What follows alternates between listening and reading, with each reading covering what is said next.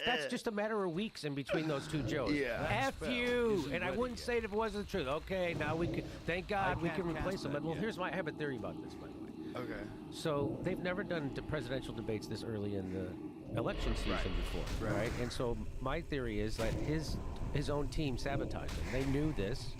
So they wanted to get Joe Biden through the primary because now all the delegates are beholden to Joe Biden, means they're beholden to the Democratic Party donor class, right? Yes. So there isn't no 50% Bernie Sanders delegates out there, right? They're not going to have any trouble getting them to all coalesce at the convention and pick a new person. So they wanted to get Joe Biden to go through, and then as soon as he got through the thing, they're like, oh, let's have a debate. And then they knew he would look like this, so then they can have enough time to get rid of him. That seems pretty plausible that's what's going to happen. And guess what's going to happen now? So they're going to have a person at the top of the ticket who nobody voted for because they're going to choose them at the convention. And nobody voted for this person, and they're saying democracy's on the ballot. That's the irony. I need a target. Isn't that wild? Yeah. Well, not only that, but what did they do to keep RFK Jr. out of the primaries to the point where he had to go independent?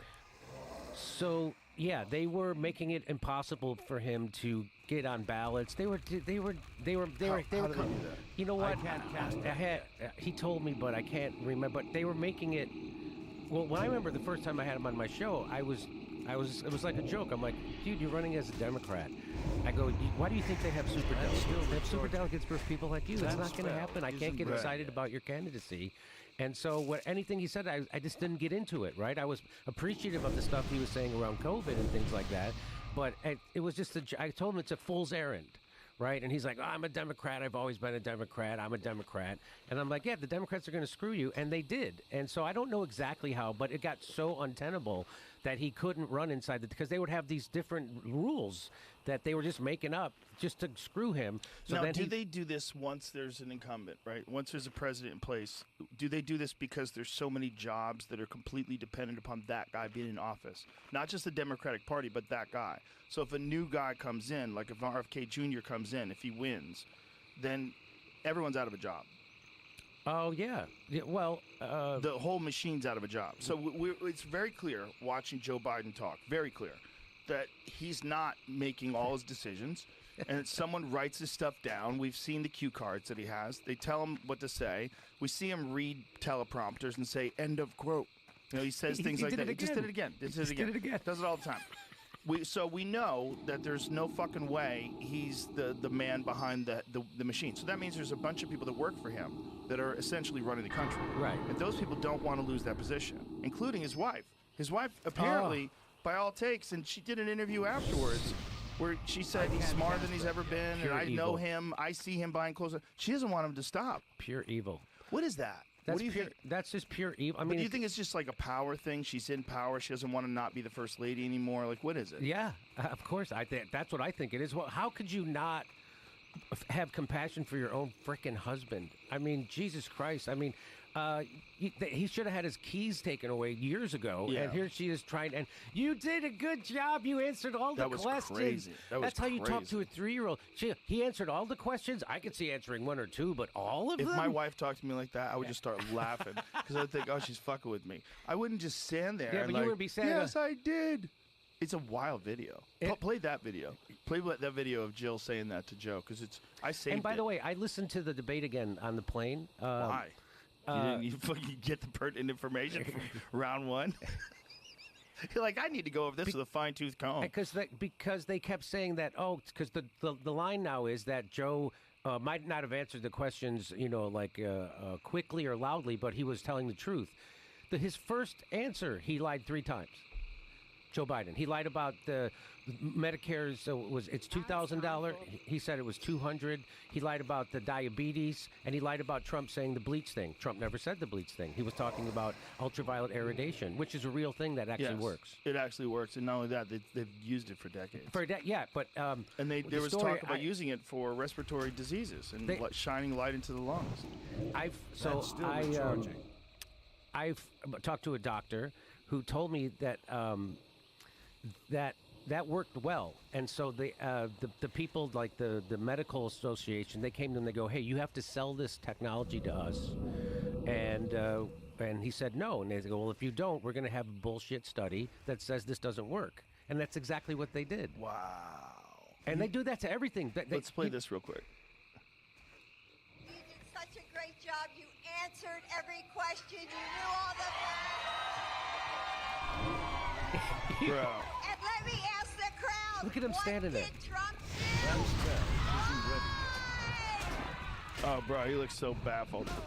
First of all, if I was in his corner, first thing I would have done is given him a hair. Let's go, bro. I wish you can't compete with Trump's wacky hair. You need fake hair. You need fully fake hair. I think they'll buy it. Don't even sweat it.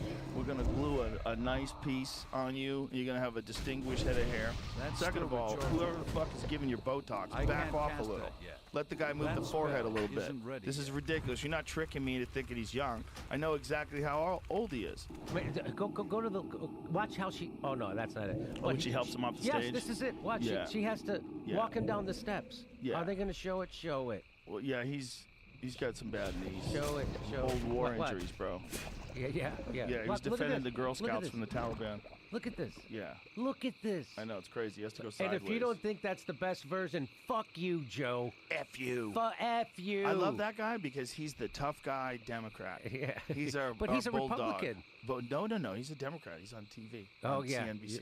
MSNBC. Whatever yeah. it is. Yeah. Well, that just goes to show you that there's no difference between the parties. And I remember when Donnie Deutsch accidentally let it slip out on Joe Scarborough's show Is that Joe Scarborough actually a Republican? he was a Republican congressman. But does he consider himself one now? I think so. For real? I mean, Just like he a does- never Trump never Republican? Trump Republican. Yeah. Mhm. And Donnie Deutsch said that I remember if Bernie Sanders wins this was back in 2020. If Bernie Sanders wins, I'll have to vote for Trump. And Joe Scarborough's like, oh, do you hear what you're saying? And Donnie Deutsch's like, oh yeah. I don't know why I said that. I know why you said that because you fucking would. That's why. They're scared of people who Bernie Sanders presents as being. Turns out Bernie Sanders isn't that guy. Bernie Sanders is a lapdog to power. But he just seem to become that as of recently?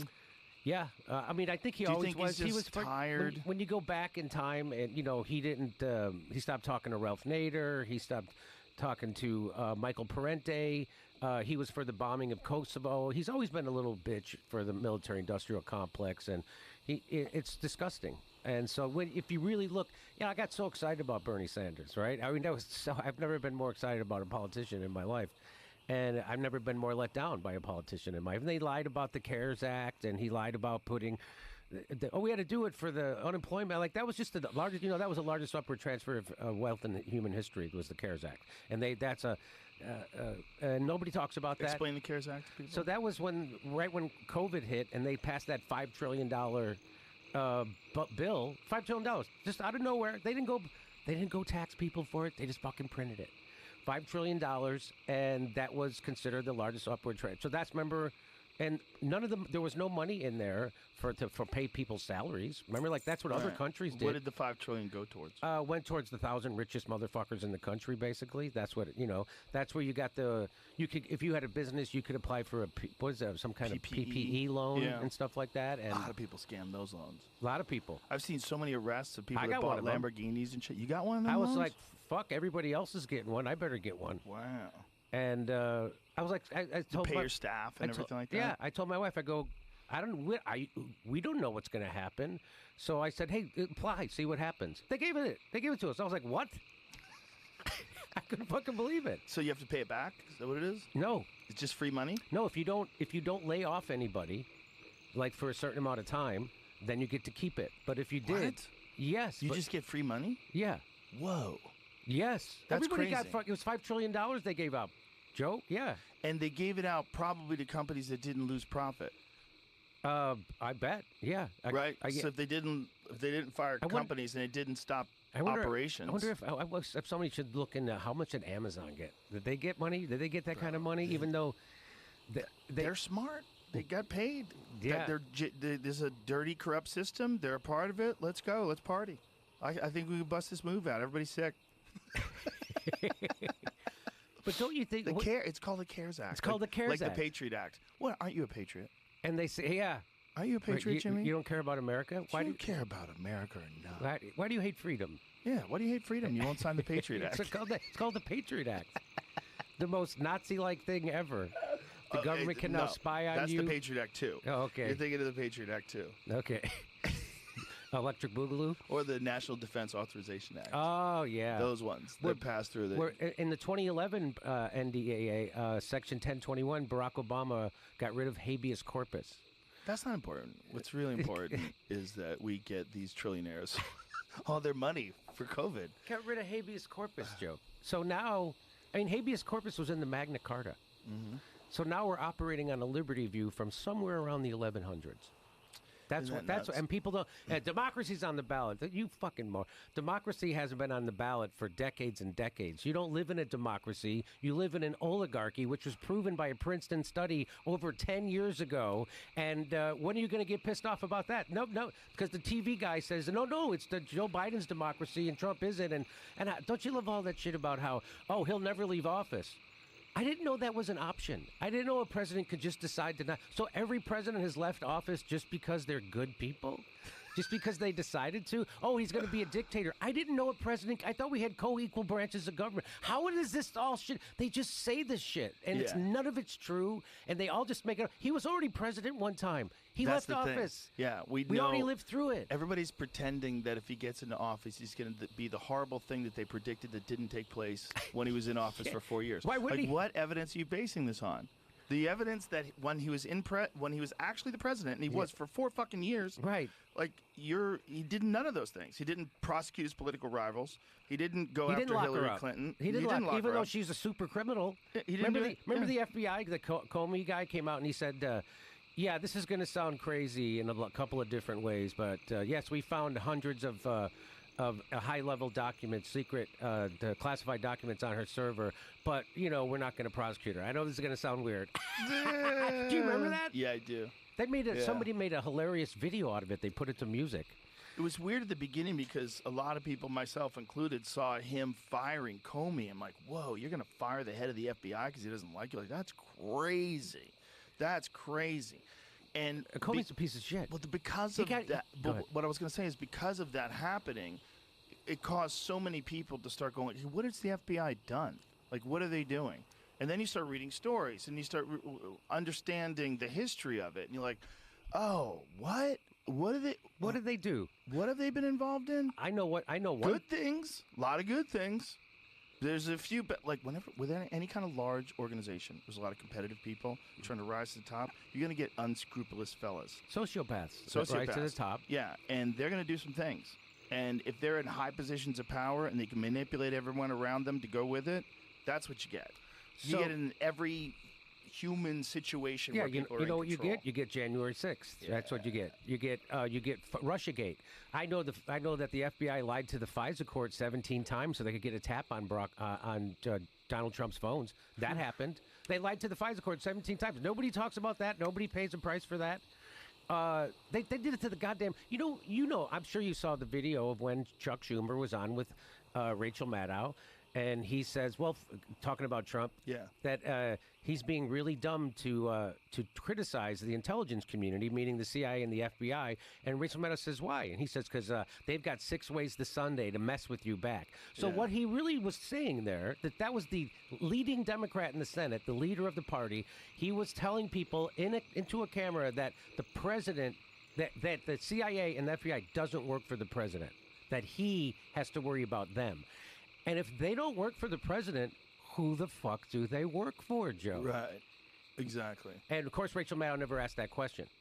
She's never going to do that because, she's a lapdog of the military-industrial complex, Wall Street, Big Pharma, all of them. They're all the same. It's a natural thing that takes place when any organization gets extreme power. And that was supposed to be mitigated, right? And this is like the problem that Kennedy had with secret societies. This is the problem that Kennedy had with the CIA, that Kennedy had with the NSA. Whenever you get people that are above everything, like this concept of the deep state, you put your tinfoil hat on when you just say the word deep state. Everybody who is not paying attention, people that are just reading mainstream news, you say deep state, like, oh God. The deep state's real, and it's 100%. It's real. It's the intelligence community. And Chuck Schumer said they don't work for the president. Okay, well, what? They don't. And they don't. They don't. And so they would even brag about it when Trump first became president. They would go on Comey and other people would go on interviews and they would say, Mr. President, we're going to be here we were here before you, we're going to be here after you. Yeah. So they don't give a shit about the I mean, they're just saying it out loud. They would say it out loud. And so, so people are conditioned. But isn't that just what happens when you have competitive human beings locked into these organizations that have extreme power? It's just you're always going to have that with human beings. These are like human behavior patterns that they always follow. It's that just like our country is ending the way all empires end. We overextend ourselves militarily, which brings me to what is that you're smoking?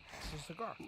Oh, really? When I don't want a full cigar, I smoke one of these little tiny Monte Cristos. Oh. It's a little baby cigar. You want a cigar? No. I'll smoke a real one with you. No, I did that once, and because I used to smoke cigarettes. And I'm like, everybody started smoking cigars at one time when I first moved to Los Angeles. I was like, I could smoke cigars. These are nice ones, because Ron White turned me onto these. It woke up the beast, and I started smoking cigarettes again. Yeah, no good. So I can't do it. I even quit smoking pot recently, last September. I heard. You did? Yeah, I watched that video. I thought it was really interesting. Oh, it makes people sad when I say it on stage. Oh, that's silly. That's silly. People go, it makes them upset. And I'm like, it really woke me up to a lot of things. I don't know. People go, why? Why'd you quit? I don't even know why I quit. Like, I feel like it was, I think it came from a higher power. Yeah, I know you were saying that, too. I'm going to get a cigar while we're talking. You're going to get a real cigar? Oh, okay. What made you go from the, I want a little one to a big one just now? Oh, okay. God damn it, it smells. Well, the thing why I stopped is because it smells so fucking good. But I see what your point is, though, and I see what you're saying. And there's a thing that can happen with marijuana or with anything that alters your state of consciousness, including coffee, cigarettes, alcohol, everything, is you're using that to sort of cope and exist, and you're not really being present. You're always being present under the influence of these things. And I've been guilty of that myself. Sometimes you just want to catch a buzz. Don't want to be here. I just want to have a couple of whiskeys. I don't want to be here. I want to be here, but just be. It's like sometimes the world's overwhelming. It's too far away. I think you miss a lot if you live in that state. You miss a lot. Like one of the things that happens with people that have drug problems when they're young is they don't really mature properly. Because they spent, 15, 16, 17 doing meth, doing coke, partying. Oh, yeah. And then by the time they get clean and sober, like they're grown-up babies. Yes, they say that. They say that when your addiction starts, you get locked into that level of maturity that you're at until your addiction ends. Yes, and then you start growing, but now you're growing in a confused state. Mm-hmm. And you've also got this anxiety that's sometimes crippling because you wasted a giant chunk of your life and not made any progress. And here you are, a beginner at 35 years old. And you're out here in the world trying to get a regular job at 35, and nobody wants to hire you because you've been in 15 rehabilitation centers and you got locked up for stealing hubcaps, catalytic converters or whatever. It's like the thing that it does to you is it separates you from normal reality. And that could be a positive or a negative. If you have discipline and control and you're present and you really spend a lot of time thinking alone by yourself and meditating, you can use things to alter your state of consciousness to achieve new thoughts. You tap into new ideas. Pot helped me a lot comedically. It helped me. It's comedy steroids. Yeah, it was a big deal for me. It took me from being, I was a very narrow and rigid comedian, and then it opened me up, and it made me a much better comedian, is all I can say. And it worked for a long time. And it didn't take away my discipline. I still had lots of discipline comedically, and then when I started my podcast in 2008 or 9, and then my radio show, and then I was always. You're OG. I can't cast that. 8 or 9. Yeah. You're up there with me then. We were at the same time. Yep. I started with Todd Glass. I started a show called Comedy and Everything Else, and we would interview comedians, and then. I'm out of range. I did 152 episodes of that, and I just got tired of it. And then I started doing the Jimmy Dore Show because I got a radio show on KPFK in Los Angeles, which is a public radio show. So it was all politics and comedy, And so I just shifted over to that, and it was a pretty popular. It still is the pop. I mean, it would get like 50 to 60,000 downloads per episode, but it never sold tickets. It's the weirdest thing. And but when I went on YouTube, that was immediately I started selling tickets. Immediately. No, and that's as you know, that changes your whole life. Yeah, the YouTube thing's that's a different world. Everybody has it. It's on every phone. It's on everybody. If you have Apple TV, people. I watch YouTube more than I watch Netflix. Oh, no doubt. Oh, no doubt. Yeah, because if I watch Netflix, it's like I want to watch Peaky Blinders. I sit down and watch it. But if YouTube's like, let me just fuck around, see what's going on in the world of ancient archaeology. Let me watch a professional pool match. Let me see this new muscle car build. I get lost for hours. If I want to zone out, if I'm exhausted, and I just want to zone out, I've did everything that I have to do. I just want to just chill. YouTube. I go right to YouTube.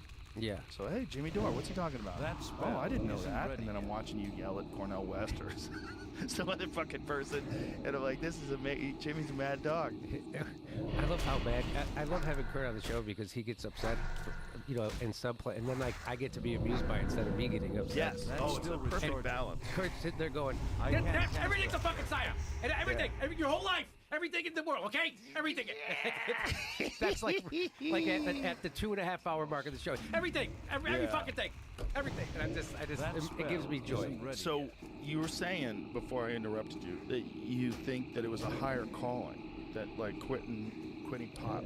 So I started, and when COVID happened, I My started mana is low. getting into Carl Jung and my unconscious and analyzing my dreams, and then I realized that That's still that there is retarded. what That Carl Jung spell calls isn't God is a ready yet. transpersonal self. And that he's the one who kind of figured out we have a collective unconscious, that we're all. So there only is one conscious. I mean, you've done DMT and all shit, so you get all that. But he was able to give himself like a mushroom trip when he was conscious without taking mushrooms, right? And he would call it active imagination. So he could go into his unconscious and confront all these things that, like archetypes and God, that lives in your unconscious. And he had to have a person that was there to make sure he didn't go crazy. And so he did this for like 4 years, from like 1913 to 1917. And he wrote it down in a thing called the I Red can't Book, cast which that yet. he would not allow to be published for 50 years after he died, because he knew if That's people still read it, it would retarded. discredit his work in psychology, because it sounds crazy, I all need the to shit. get closer. It's like he had mushroom trips and he would write it down, right? But it was real. And so what he did, so during those 4 years, That he spell then isn't spent ready yet. the rest of his life trying to explain to people what he had learned in those 4 years in ways that they could understand it. And so that's what the rest of his life was about. And can't cast they asked him, that I remember they asked him, do you believe in God? He said, I don't believe in God, I know. And I was like, man, that's badass when you can say shit like that. And so anyway, I started to get into this. And so he figured That's out still that we have a That collective spell unconscious, because isn't he would ready see yet. these symbols in his dreams. And he knew that they were like meaningful, but he didn't know what they meant. And then he started to study alchemy, which alchemy isn't what you think it is. Alchemy was about turning a psychological lead into psychological gold. And they were onto a lot of shit. And they had to keep it secret because of the church, I guess. And so they had to speak in code, kind of. And so he started to read alchemy, and he started to see these symbols that were in his dreams that they had written about, and they had already figured out what it meant. And he was like, well, how the fuck could I have a dream about something I didn't know I never read this book before. I don't know and that's how he started to figure that out. And so that shit has happened to me. I'll see symbols in my dreams. This happened. So I was, this is going to sound crazy. So I'm in the jungle, in a clearing, and this creature comes over to me. It looks like a big ape. His body's like a big gorilla, but his head is like half of a lion, half human. And I'm like, what the fuck? And he puts his hand out, and I'm like, oh, he's gonna crush me. But I put my hand in his hand, and he took my hand gently, and he walked me into the jungle. And I was like, what the? So I tell I'm this to out of I have an range. analyst Jungian analyst who helps me decipher what my dreams mean. And he said, that's an archetypal God, and that that was them telling you it's time for you to go into the jungle of your unconscious, but you'll be That's safe. still if you recharging. I and I can't was like, oh, cast so then that like, yet. like a month later, I'm reading this book, and there's that fucking thing, the ape with the lion. I'm like, I'm like, what? That's the thing I saw in my dream. Like, how did that show up in my dream before I ever saw it before or knew? So I'm having the exact same. Is there a drawing of this in It's Young's book, or is it it's- just description in Young's book? It's called a Mithraic god. That's what I come to know. I was like, that's the fucking thing that was in my dream. So there's also another thing called the old man. So Carl Jung talked about this a lot. Like he would meet the old man in his dream, which was like a transpersonal self of God. Yeah, like That's that. it? Wow. Yeah. So that's I'm an like, archetypal how- character. Yeah. And I'm like, how the fuck did that? And you had no idea, and that thing showed up in Never your seen dream. it. Yeah. Wow. And so that's depicted all throughout history, it looks like. I had no idea. I need So to get How closer. bizarre. I had this big decision to make in my life, and it was so. What Carl Jung says is that your unconscious, your transpersonal self, will create a scenario for you where there's no way out. There's no matter which way you go, you lose. So I was in one of those, and I had a dream, and I'm standing in line at a Starbucks at an airport, and this guy taps me, and I see a shortcut. So whenever there's a shortcut, I'm gonna because it's a long line, and so I figured out I can go over here and I can sneak and get in and get my coffee first, you know. And so I'm like doing that, and all of a sudden this taps, and it's the old man with the gray hair that Carl Jung had talked about. I didn't know it at the time. And I just thought, this old man, he didn't say anything to me. It's like, he just grabs my hand and he points to the end of the long line. And I go, fuck you, old man. Get away from me. What the fuck do you know? And, Whoa. well, now I eventually did take the long line not in the dream, but in my life. And as soon as I did, so Carl Jung has another saying. He says, the biggest problems in your life can never be solved. They can only be outgrown. And so I outgrew that. I was like, oh. So it happened. And so I've had these experiences of. So, but you didn't finish that thought. Like, what was That's still wrong with the recharging. back of the That line? Like, what spell did you isn't realize ready by yet. going to the back of the line? It's like I don't want. It's a little personal. So like about the situation in my waking life. But I just knew that what I had to do then. Right. Once I realized that the old man, that was my transpersonal self telling me, you got to do this, and so I had an can't cast awakening. that I yet. outgrew this problem because it was like my still recharging. Jungian analyst refers to it as you're on a crucifix right now, That and the only thing you spell can do is isn't ready. maintain. Don't make a decision. Don't do I one can't thing or cast the other. that yet. Just hold, and then something will appear. That's what appeared. It was in my still dream. recharging. It coincided I with the can't cast that synchronicity yet. in me reading That's a book still recharging. about what I was supposed to do. I'm like, That spell holy isn't ready fuck. yet. What do you think? I can't cast that yet. That So spell I think isn't it's a ready mistake yet. to dismiss That's them. I still think recharging. dreams are the same consciousness that creates this waking life creates your dream life, right? And they're important. And if the more attention you pay to them, the more you'll get out of them, and the more it'll rise up to meet you. And so I keep a dream journal. I write down every dream I have, and you'll start to see patterns. And I've had. So I was reading this book called The Undiscovered Self by Carl Jung, and it's amazing how it fits what's happening right now today, right? And I tried to get to Bobby Kennedy to read it with me, but he says in there, you know how during COVID. How comedians flipped, and all of a sudden you weren't allowed to question. You know, I do that bit about that you quoted before, and you're not allowed to question and think for yourself. And It used to be called reading. yeah, it used to be called reading. Don't do your own research. It's just reading.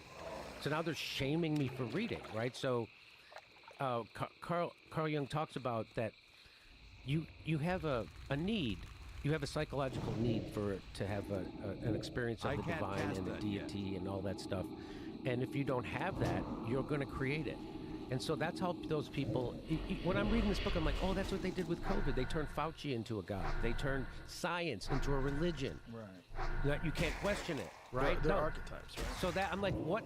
So they've just projected. So Carl Jung's all about projection. That we're projecting all the time, and that's how we get to know ourselves, right? So like when you fall in love with someone, that's his big one is that you have a feminine side inside of you, and it's called your anima. If you're a guy, and if you're a female, you have a male, and that's called your animus. And when you fall in love with someone, like, oh, you know that thing, like, oh my God, I can't live without this person. This is the thing that I've been looking for. That's when you project that part of yourself, it's in your unconscious, onto that person. And so that's a real religious experience because you're rejoining, what religion meaning to rejoin, you're joining your conscious self with your unconscious self, and that's why it feels like you're being stimulated from the inside, because you are. That's still and you Georgia. feel this oneness and this wholeness, and if I lose this person, I'll die. Right. And so that is what most people, that's why guys in their, it happens to guys in their 50s. And that's why a lot of guys leave their wife and they go, but it's fucking amazing how that happens, right? So that's all projection, and then eventually the projection falls off, and then people get divorced, right? Yeah. Interesting. So the religious experience is the combining of the two souls The combining of your conscious self and your unconscious self, right? in someone else. And yeah, so you experience it by projecting it on someone else. So, and that's the phenomena, and nobody knows it. That's the phenomena of love, of romantic love, right? And there's this whole book. There's this old myth about Tristan and Isolde, and I read this whole book by this Jungian scholar that explains what it's all about. And you have to give up. And so, by the way, I meet my anima in my dreams all the time. And it's unbelievable. Yeah. So they have different people's How often do you remember your dreams? every day.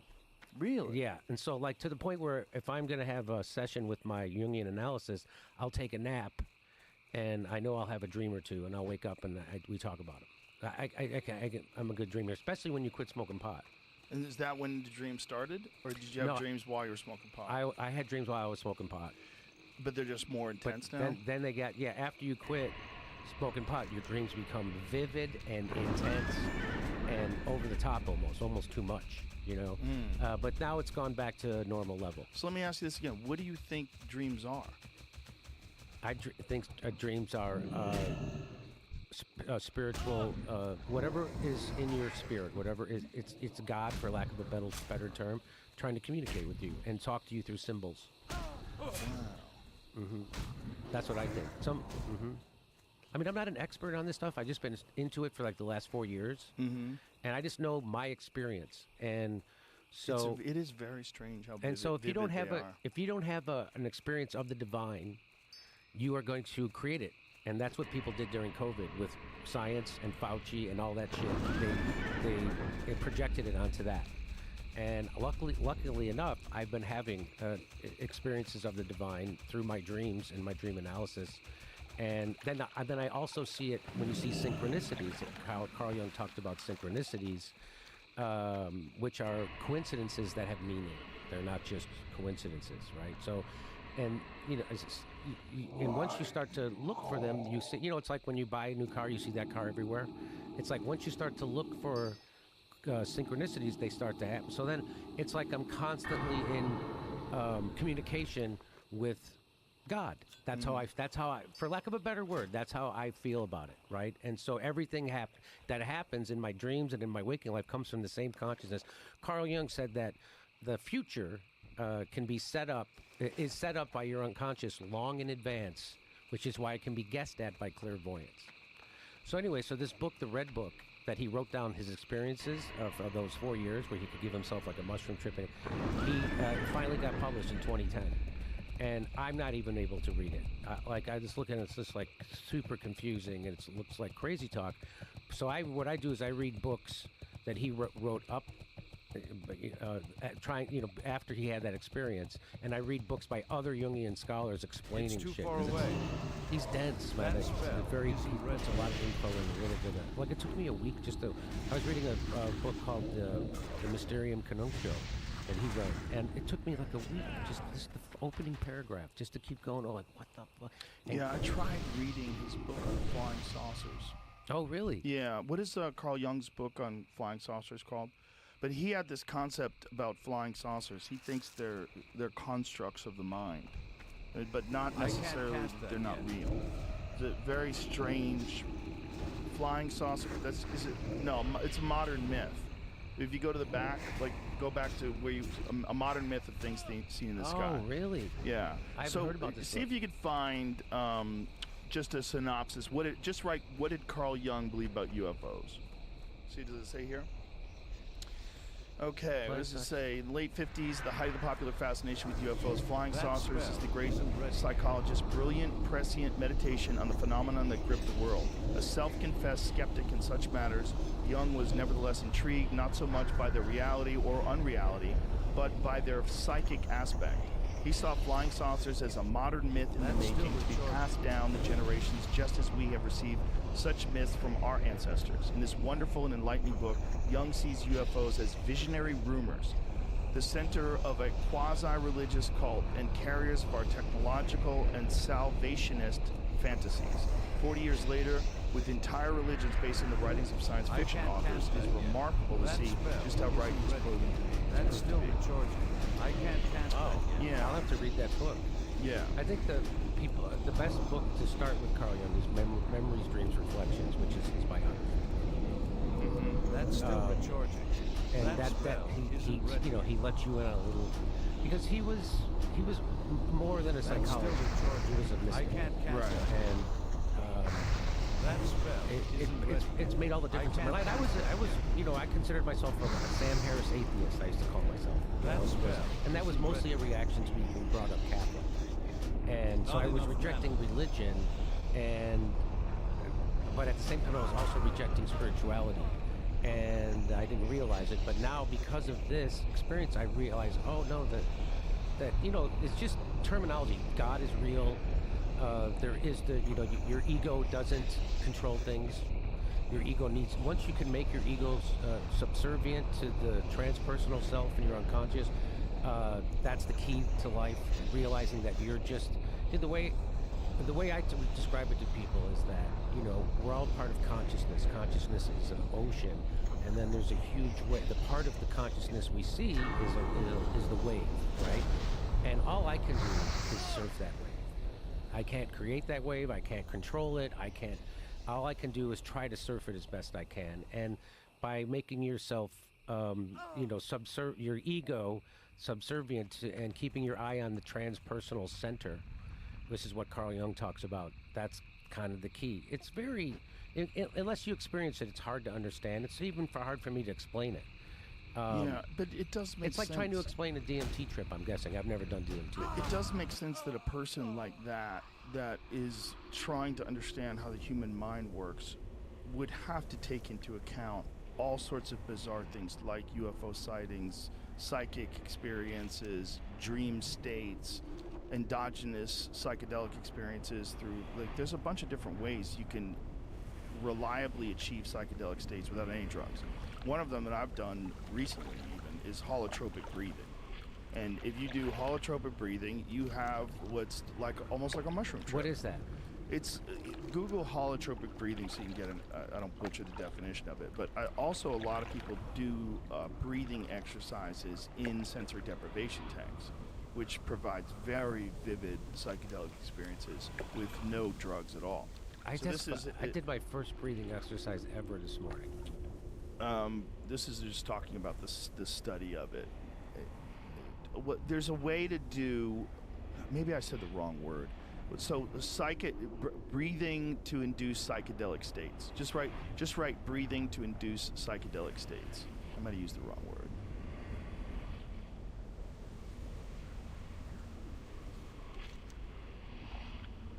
All right, here we go. Breathing their way to an altered state. Oh, that's from the, look at it. It's in the, yes, right there in Fastball. New York Times, January 10th, so you know it's a lie. Okay, what does it say here? So do they call it holotropic breathing, or am I using the wrong terminology? Okay, there it is. Vigorous modality known as holotropic breath work is offered at the end of an 8-month training, 8 months before they get you the holotropic breathing, to provide a lawful taste of the therapeutic potential and pitfalls of altered states of consciousness. So Dr. J.J. Purcell, a naturopathic doctor from Oregon, was amongst the trainees who walked into the early October session skeptical that a couple hours of intense breathing could induce anything close to a psychedelic trip, but she was stunned. The depth of what I experienced was so similar to psilocybin, Dr. Purcell marveled, referring to the psychoactive compound in magic mushrooms. It was trippy. So you did that? Yeah, I've done that a bunch of times. And does it work? Yeah, it definitely works. Especially works in a tank or when you're lying in bed, when you're quiet. So you just did a certain kind of breathing for Yeah, hours? just Google like what is the protocol for for holotropic breathing. There's just like a specific way you're supposed to do it. But I can achieve some reasonable form of a psychedelic state by just concentrating on breath. I have this thing that I do, and I do it when I can't sleep. My mind is racing, right? So I force my mind to concentrate on one thing, and that's in with the good, out with the bad. Those are the only words I allow in my head. So as I breathe in, I go in, I lose track. I start thinking about, oh, I forgot to call that guy back. I start thinking, but then I get back to it. In with the good, out with the bad. In with the good, out with the bad. In long breaths, I don't like this place. when I'm doing that, I'm only allowing those words in my head. The other ones are getting in there, but I'm pushing them out. Get out of the door. I'm the bouncer. And then eventually I can achieve this very strange state.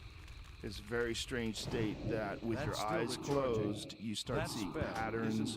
You see this like weird sort of like matrix, like for lack of a better term, almost like a geometric grid of the world. And you just keep, and usually I fall asleep when I'm doing that. But I can stay awake and have, it takes a while. You might take 15, 20 minutes. But you get in there. And I know that people that do Kundalini yoga, I have a friend who did Kundalini yoga and said, and he's also done TMT, and said it is the exact same place. You can absolutely get there. You just have to be rigorous. You have to practice for a long time. But they have a specific type of like nodding and bobbing they do with intense breath work that gets you to this endogenous dump of psychedelic chemicals. So one of the reasons why it's so insane that sweeping 1970s psychedelic drug act took place is not just that they used it to target civil rights leaders and anti-war movement people and the Black Panthers and anybody that was inconvenient, but also that it stopped us from being able to explore what these things are. So one of the terms that psychedelics use, that people, when they talk about psychedelics, it's one of the more lofty terms, is entheogen.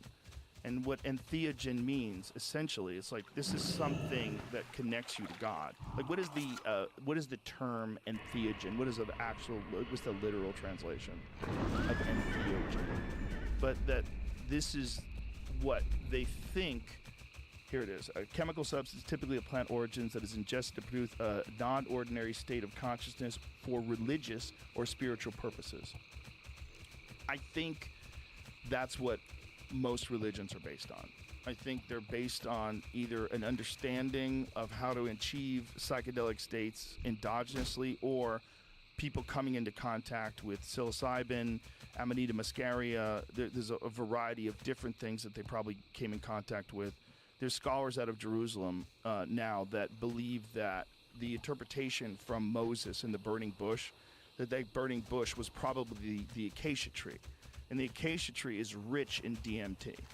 Now, it just completely makes sense that burning a bush that is rich in DMT would connect Moses to God, and God would give Moses these commandments for how mankind should live. That completely makes sense. Well, it's probably a psychedelic experience, and there's probably a bunch of different ways to get them. I think that's what monks are doing when they're spending the entire day isolated and meditating. I think they're achieving I think that's why they're willing to keep doing it. I think that's why they're willing to stay. Everybody's like, oh, those poor bastards. Look at them. No pussy. Dressed like a retard. Friend. Like, look at them. This stupid fucking orange robe. But those people, I think, are connecting to something, some other state that is more exciting than this one that we're kind of trapped in. Well, I've had the experience of, I've only done mild doses of mushrooms in my life, maybe 5 or 6 times. And the last time I did it, I remember when I would close my eyes, it would seem more real then when I opened my eyes, it was like, oh, everything seemed flat and Yeah. uninteresting. And when I closed my eyes, I was like, this is the real thing. I'd like to stay here longer.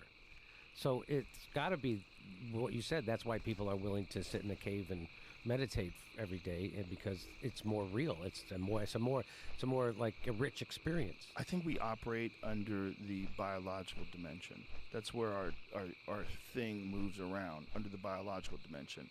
And all of our senses are tuned into the biological dimension because it involves injury and death and illness and crime and injustice and all these different things that can get you all ramped up in the biological dimension.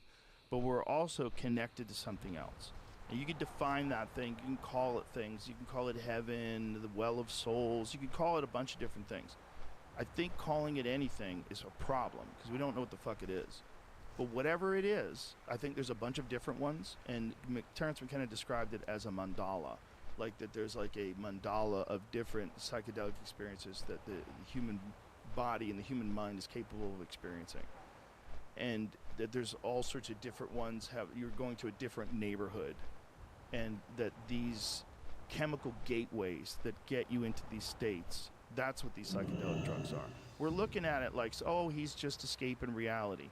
I think they're chemical gateways. I think they're chemical gateways into other dimensions, into some other realm that you cannot get there with this thing that's worried about, oh, I'm getting a belly. It's because I your have ego. to do this. Yeah, ego, and just the reality of having to pay your bills and keep the lights on. There's just like too much weird shit here that distracts you. Joe Biden's fine. He's the best version of Joe Biden ever seen. And you're driving to work going, I'm in the upside down world. This is like fucking Stranger Things. Like, what is happening here? This is crazy. And you're losing your fucking mind. And that all this does, all this chaos, this is like if the devil and God were real. This is the chaos. This is hell. The hell is this confusion and this constant lack of peace. Everyone's filled with anxiety. Well, Jesus said, there's a quote, that the kingdom of my Father is laid upon the earth, but the eyes of men don't see it. So, so we're creating our own hell, right? And it's, I think, over-identification with the ego mind, which is different than, you got a big ego. That's different. The ego mind is like what you're conscious of, your idea of who you are.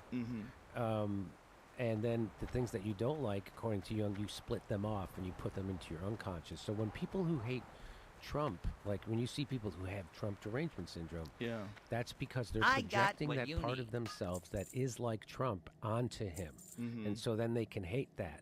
And that when you have a big reaction to something external, whether it's you love something intensely or you hate something intensely, that tells you it's about you.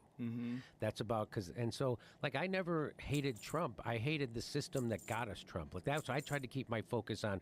It was because Barack Obama bailed out the banks and kicked 5.1 million families out of their homes, and then went on to give us a right-wing fucking healthcare plan. It was a giveaway to big pharma and insurance company, and he didn't really help. That's what laid the groundwork for people to go for someone like Trump. That always does.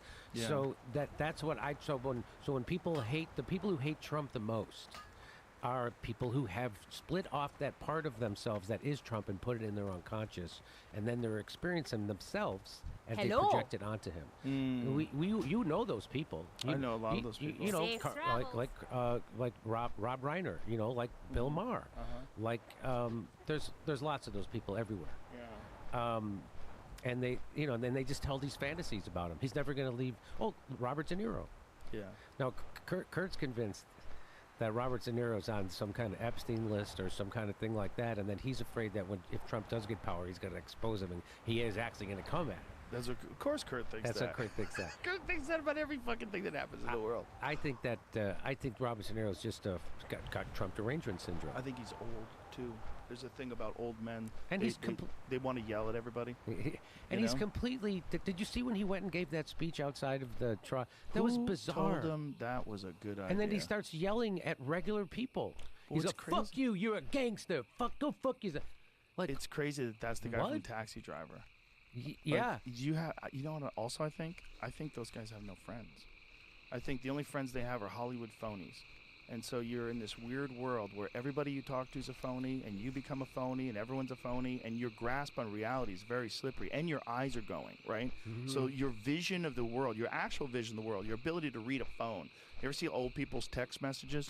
The fucking text on their phone is like as big as my hand. Yeah. It's crazy. And so your vision of the world is blurring, literally and figuratively, and then you're getting old. And when old people are tired and cranky, they just want everyone to listen to them, and they don't have time to have a calm conversation. And you state out your opinion, I'll state my opinion. Let's see where we have common ground. Hey, get off my lawn! And that's what he's doing. That's what he's doing. He's being this old grumpy man that is so lost that he thinks it's a good idea to stand in front of a bunch of people on the street and give a speech on camera about how bad Donald Trump is.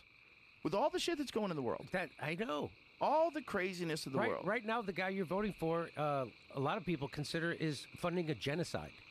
Right? So you don't think that's horrible? Look what's, again, if he knew what was happening in Ukraine, more people are being slaughtered in Ukraine for what? And we just signed For what? another 10 years of that. Yeah. Signed on for another 10 years. Worth what, $800 billion? So this is all a money funneling operation. That's what Afghanistan was. And as Julian Assange taught us, that these wars aren't meant to be won; they're meant to be ongoing. Because they had a peace agreement, you know that. They had a peace agreement almost immediately after the invasion. Russia invaded. They had a peace agreement, and the Ukraine agreed to it. Zelensky agreed to it, and they flew Boris Johnson out there and said, "Don't fuck, you can't do this, or we're going to kill you." And so he did. That's why he can't do it. And so that's why this war is ongoing, and they have to rip people off corners and put them in vans to go fight in this fucking war. The average age of the Ukraine military is over 40 years old. Have you seen the videos of guys getting Yes, kidnapped? I can't even watch it. Guys with their families. They just grab a guy. They just grab him. Grab him, and people are screaming. They're throwing him in a van. You're going to go fight in a war. I think you lost the war when you already did. So they did. Yeah. So, and then, of course, nobody knows how this war started. You've had Dave Smith on. He explained it. Yeah. You know, nobody still to this day knows about the Maidan coup, that the United States got in bed with right-wing Nazis in Ukraine to overthrow a democratically elected government. And then they started bombing the people in the east of Ukraine, called the Donbass, and they wouldn't stop. They had two peace agreements called the Minsk Accords. Guess who violated them? Ukraine. It wasn't the... And so... I've heard people say that, and then, of course, it was the expansion of NATO, right? The threat of putting NATO on the border of Russia, which everybody from Kissinger to Chomsky and everybody in between said, that's a mistake, don't do that. And that's, of course, what they're doing. And so what's the point of NATO anymore? And then this whole idea, they're doing the domino theory again. Oh, well, if we allow him to do this to Ukraine, he's going to go to Poland next. And it's the same fucking shit they said all the time. It's the domino theory. And again, the world's terrorists are the United States. Look what we did to Iraq. Look what we did to Libya. Libya, the most successful country in all of Africa. The guy created the eighth wonder of the world with the way how he delivered water and turned deserts into farmland. And everybody had a house, and everybody had education and healthcare. And we turned it into a failed state run by terrorists with open slave markets. Who did that? Barack Obama and Hillary Clinton did that. And they'll never have to pay a price for that. Barack Obama, the most they'll do is go, yep, that was a mistake.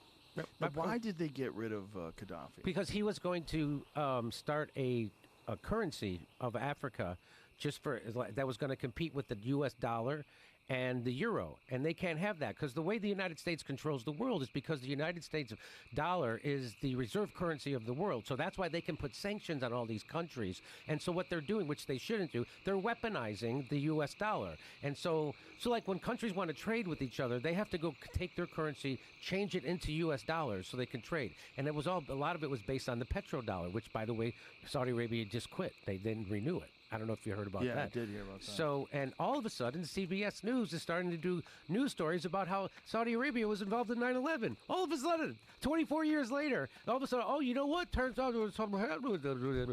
And they're like, you mean 2 weeks after they decided to not renew the fucking petrodollar? Now CBS News is allowed to talk about that and investigate it, which when I talked about it, got demonetized.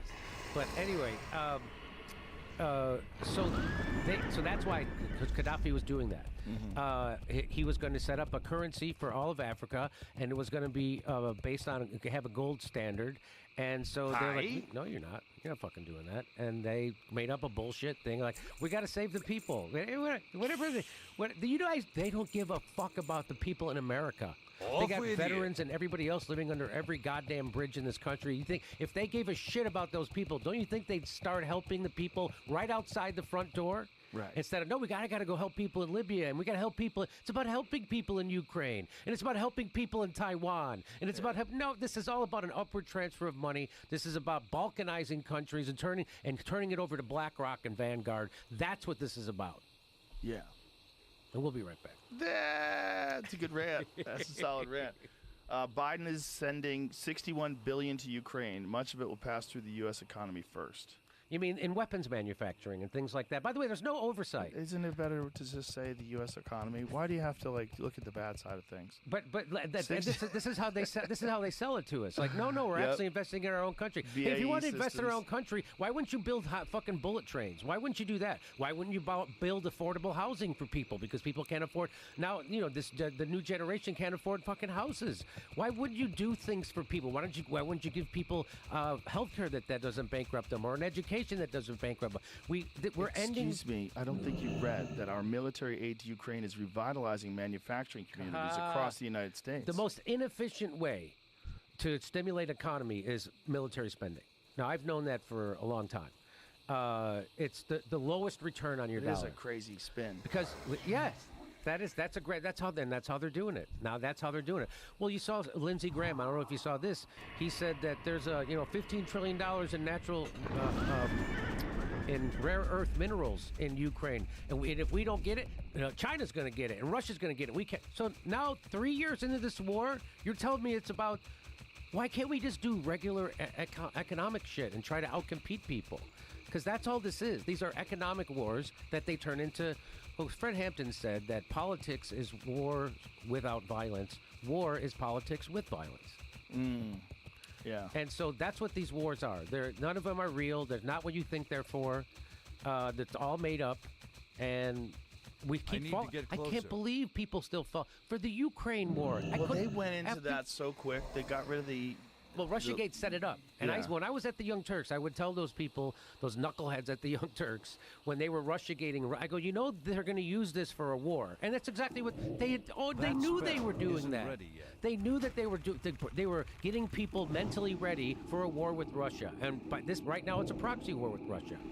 That's what this is, and of course they did it. And of course, if you say something, they call you a Putin puppet, just like you were an Assad toady. If you said something, the truth about Syria, like Tulsi Gabbard was saying, right. Or if you said the truth, remember? I mean, if you said there weren't weapons of mass destruction, you were called a traitor. And right. The whole thing, it's the fucking never end. It's the same playbook, and people fall for it every time. And it's because we are the most propagandized country in the world. You think China is? When people in China watch the news, they know it's propaganda. In the old Soviet Union, people knew that was propaganda. The difference between that and now is people in America, they think they're watching the news when they turn on Fox, CNN, MSNBC. And isn't it weird? It never clicks to anybody that when Rachel Maddow and Sean Hannity are telling you the same thing about Ukraine, doesn't that something will go open? My spidey sense is like, oh, this is fucking bullshit. Yes, it is.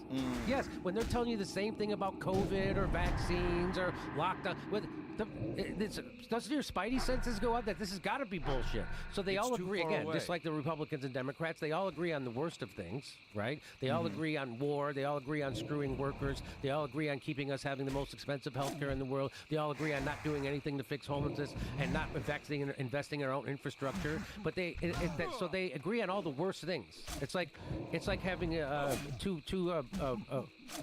divorced parents, but they both agree on sending you to military school.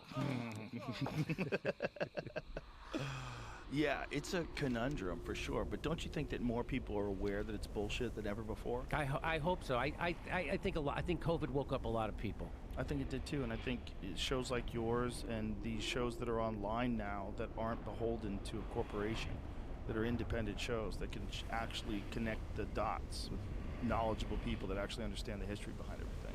It's just a different world now. Even with YouTube, Joe, it's amazing how many people told the company line. They told the company around Ukraine war. They told the establishment line around COVID and vaccines and shamed anybody for. It was just amazing. I'm like, what the fuck is going? So there's only maybe a couple of places that you can get reliable news, even in independent news, right? Yeah. The Gray Zone had to debunk They debunk everything, and The gray zone. yeah, it's Max Blumenthal and Aaron Mate. Okay. Yeah, and they helped debunk Russiagate. They helped debunk the Syria gas attacks. Aaron Mate did extensive work on that. I was first, but I'm a dumb guy. I have to take credit where I can, you know. And but How did you debunk that? I knew because Robert Fisk had done reporting on the ground. He was one of the most decorated war reporters in Europe, and it was if it didn't make any sense on its face that Assad, who was winning the war at the time, would do the one thing Barack Obama said if he crossed that red line and used chemical weapons. He would then go do it, and they only killed like 50 people at a time with a chemical weapon. So why the fuck would he do that? Of course, that was a false flag done by, and then the OPCW. Whistleblower. So the OPCW, which is the Organization for the Prevention of Chemical Weapons, right? And so they used to be considered, you know, nonpartisan and non-captured. And they would go in and they would, if there was a chemical weapon used, they would go in and they would do a report. Well, of course, they got captured, right, by NATO and the billionaire class. And so they go in, they do their report, and they're like, oh yeah, it was Assad, he did it. But then whistleblowers came out and said, no, that's not what happened. They suppressed the engineer's report. They suppressed this report. These canisters were laid there. This wasn't dropped from a helicopter. So it was all bullshit, right? So of course Assad didn't do that, right? And so I was onto that first, and then Aaron Mate came back and he did meticulous reporting on it. He's written at least 10 articles on it, which nobody will ever debunk. Nobody, because they can't, right? And and Russiagate, I knew immediately Russiagate was bullshit.